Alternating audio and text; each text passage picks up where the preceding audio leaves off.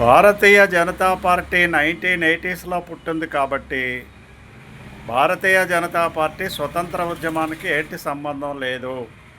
Bharatiya Janata party మాతృ సంస్థ అయినటువంటి ఆర్ఎస్ఎస్ కూడా స్వతంత్ర ఉద్యమంలో పార్టిసిపేట్ చేయలేదు. కాబట్టి మీకు ఈ దేశాన్ని పరిపాలించే హక్కు లేదు. ఇది చెప్పాలనుకుంటున్నటువంటి కాంగ్రెస్ వాదన.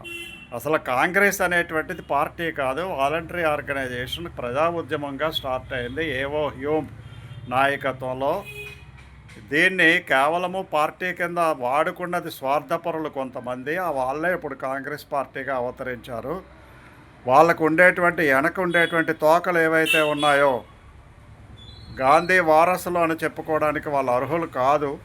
అసలు గాంధీ వారసులు అనేటువంటి వాళ్ళు ఎవరో ప్రపంచానికి తెలియకుండా చేసినటువంటి కుహనా గాంధీవాదులు ఇప్పుడు దేశాన్ని కాంగ్రెస్ పార్టీ చాటున ఏలాలనేటువంటి ప్రయత్నం తప్ప మరొకటి లేదు.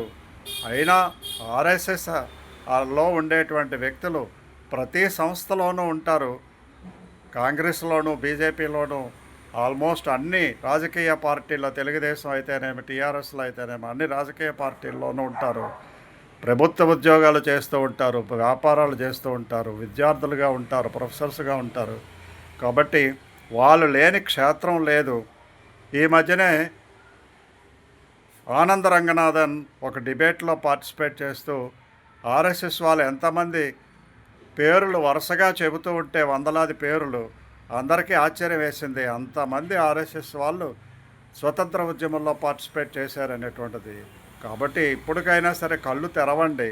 ప్రతి ఒక్కరూ పార్టిసిపేట్ చేశారు. అది మీ ఒక్కరి సొత్తు కాదు. అంతేకాదు, అస్తమానం ఎన్ని కోర్టు తీర్పులు చెప్పినా, సుప్రీంకోర్టు ఎన్నిసార్లు చీవాట్లు పెట్టినా, గాడ్సేకే ఆర్ఎస్ఎస్కి లింక్ పెట్టడం, ఇది కూడా కాంగ్రెస్ అవసరం వచ్చినప్పుడల్లా వాడుకుంటూనే ఉన్నది. ఈ అవకాశవాద రాజకీయాల వల్లనే కాంగ్రెస్ జన్జీ అనేటువంటి వాళ్ళు, మరీ ముఖ్యంగా ఈ దేశంలో ఉండేటువంటి మేధావి వర్గం కూడా ఇప్పుడు కాంగ్రెస్ పార్టీని పూర్తిగా వ్యతిరేకిస్తున్నది.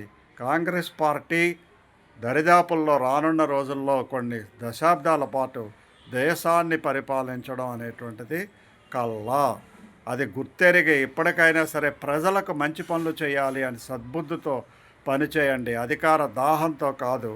అధికార దాహంతో వ్యక్తిగత విమర్శలు చేయడం, సంస్థలను దూషించడం మానుకోండి అని సిటిజన్స్ ఫామ్ సవినయంగా కాంగ్రెస్ కోరుకుంటుంది. జై హింద్, జై భారత్.